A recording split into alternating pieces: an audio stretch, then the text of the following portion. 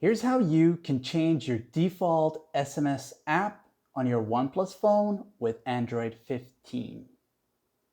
Whether you have another messaging app you want to use or an app you just installed from the Play Store and you want to change it to your default SMS messaging app, use the quick access, go into the settings toggle right here, this one right there, and as you tap on it one time, you'll be taken to this right here.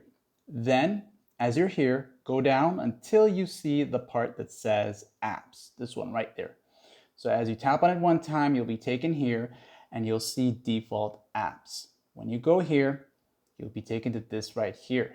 You'll see some more options and go down to SMS app. Now that you're here, you'll see the apps that are compatible. The apps have to be compatible for them to show up here. So even though you have them installed from the Play Store or it came on your phone already, if they are not compatible, they will not show here. So you can now go ahead and choose between the different ones you want, and you can change these at any given time, like and so.